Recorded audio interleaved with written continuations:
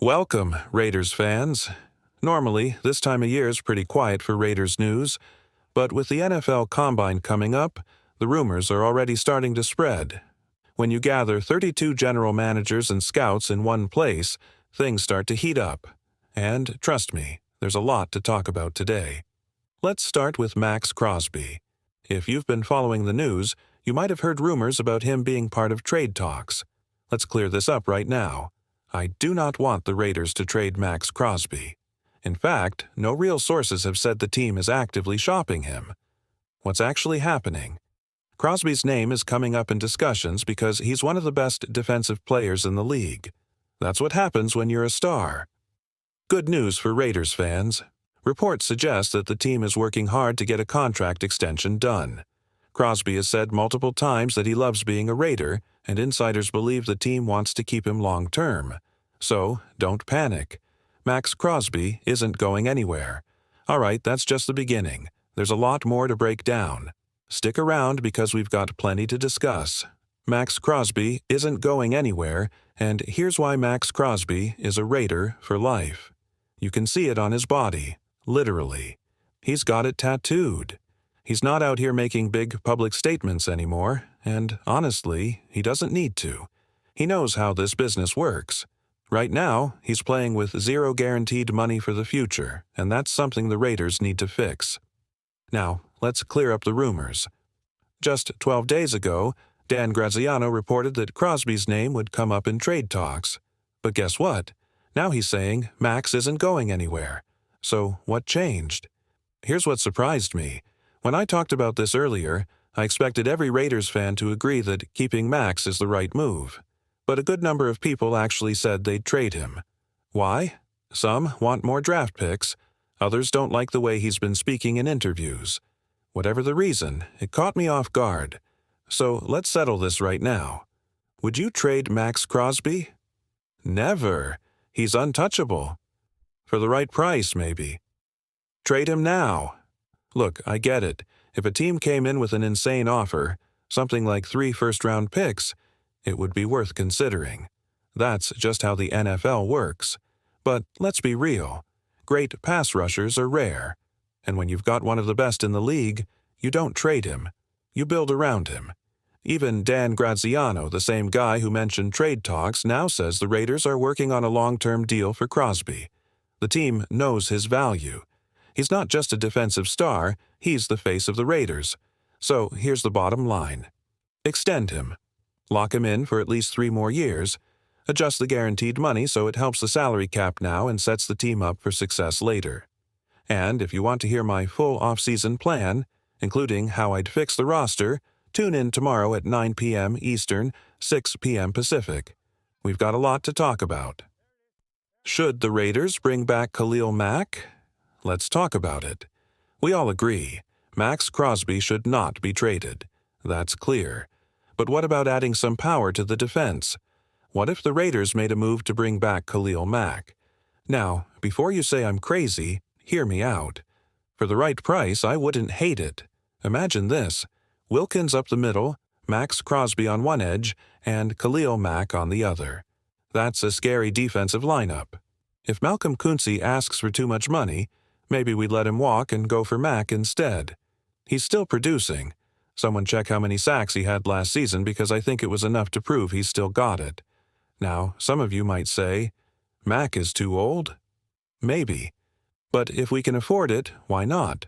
Why not bring in all 3, Crosby, Wilkins, and Mack, if we have the money? This offseason is going to be all about how smart the Raiders are with their spending. If they go cheap at quarterback, that opens up money for building a dominant defense. Speaking of quarterbacks, let's talk about Sam Darnold. NFL insider James Palmer recently said there's growing belief that Darnold could sign with the Raiders if he leaves Minnesota. And apparently, there's mutual interest. Look, I get it. Darnold is a controversial choice. Some people like him, some don't. I wouldn't pay him $55 million like a franchise tag deal, but if we get him for a reasonable price, I think he could do well in this system. Good play action, strong defense, that could work in his favor. But here's what really caught my attention. When Palmer mentioned the Raiders, he said, The Raiders think they're close. Wait, close to what? Close to being a contender? Close to turning things around? Why do the Raiders think they're close? That's the real question, and that's exactly what we need to break down next. Stay locked in. This conversation is just getting started. Are the Raiders close? What does that even mean? All right, let's break this down, because this one stopped me in my tracks. NFL insider James Palmer recently said, "The Raiders think they're close." But hold on, close to what, exactly? Close to winning the Super Bowl? No way. If that's what they believe, they're fooling themselves. Close to being a winning team? Now that's a different conversation. Let's be real. If the Raiders had started Aidan O'Connell all season under this coaching staff, they probably win 7 or 8 games, maybe even more. Now, if they add Sam Darnold, make smart draft picks, and grab key free agents, hitting 9 wins isn't unrealistic. Look at history. When Pete Carroll took over the Seahawks, his team only won 7 games, but they still made the playoffs and even won a playoff game. The Raiders could be in a similar position next year, a competitive team that fights for 9 to 10 wins. So here's the real question. What does a successful season look like in 2025? Some fans say 7 wins is a success. Others say it has to be 9 wins. Some think making the playoffs is the only real goal. And, hey, I get it. We all define success differently. But one thing is clear. The Raiders can't stay stuck at 6 or 7 wins while completely overhauling the QB position and expecting fans to be happy. So, tell me, what's your definition of success for the Raiders next season? Would 7 wins be enough? Or do they need to fight for a wild card spot to prove they're actually close?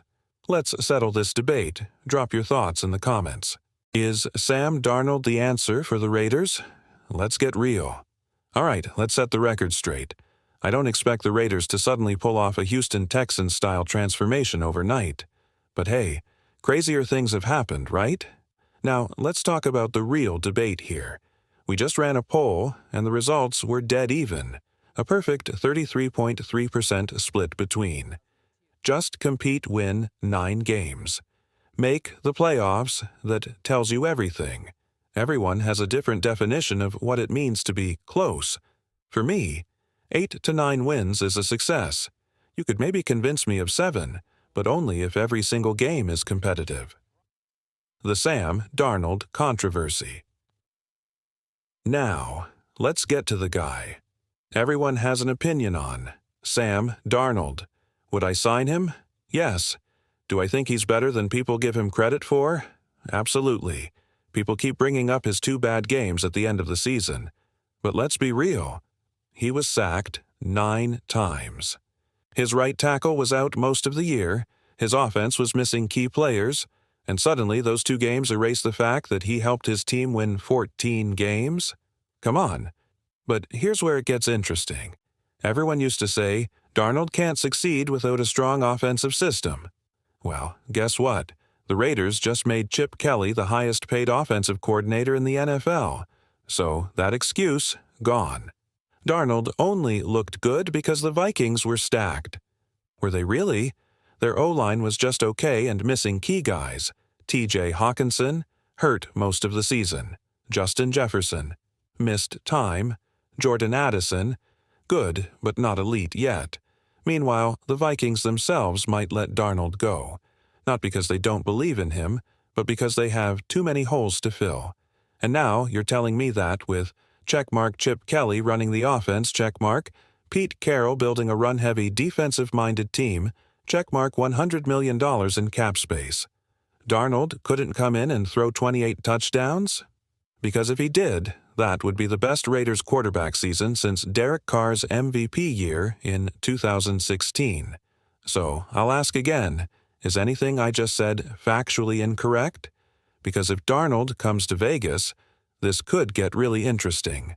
Drop your thoughts below. Are you buying or selling the Sam Darnold hype, the Raiders' next QB? The Sam Darnold debate heats up. All right, let's clear the air.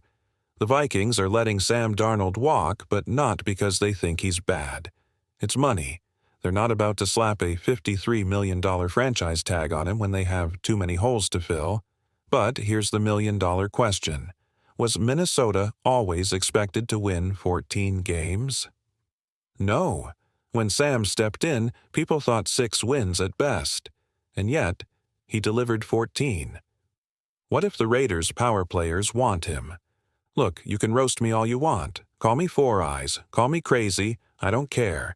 But what are you going to do when Pete Carroll, Super Bowl champion, John Spytek, GM mastermind, Chip Kelly, offensive genius, Tom Brady, just a 7-time Super Bowl winner, all agree that Sam Darnold should be the next Raiders QB?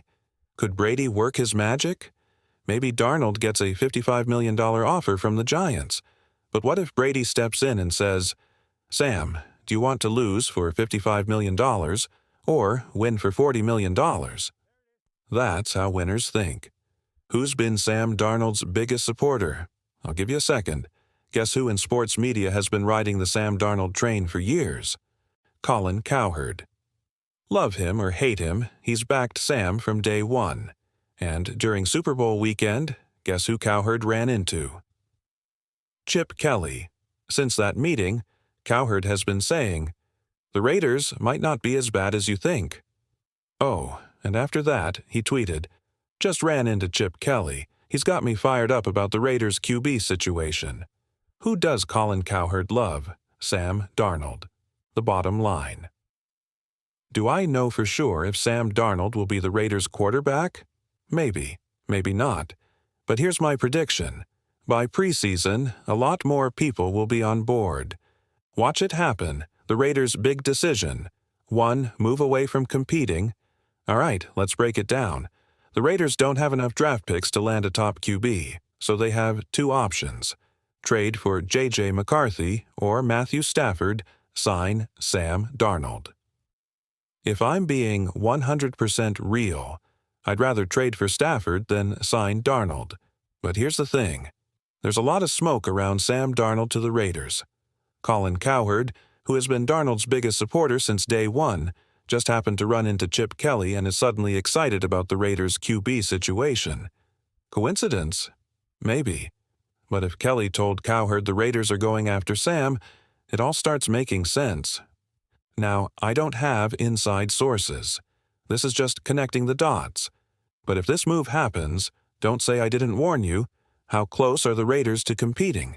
We talked about getting the right quarterback and making the playoffs. But how close are the Raiders to actually being a real contender? Is it just one solid offseason away? Does it take multiple years? Or do they just need a good quarterback right now? Even if they sign Darnold, Stafford, Rodgers, Wilson, Fields, whoever, they'll still draft a quarterback. That rookie can sit and learn, just like Shedeur Sanders could. Look at the Bengals. They had their quarterback in Joe Burrow, but they still struggled. A great quarterback alone isn't enough. It takes a complete team, a system, and the right coaching staff. Final thoughts. I truly believe the Raiders are one solid offseason away. It's not just about a quarterback. It's about the entire system working together. And if they do land Sam Darnold, with the right setup, he could succeed.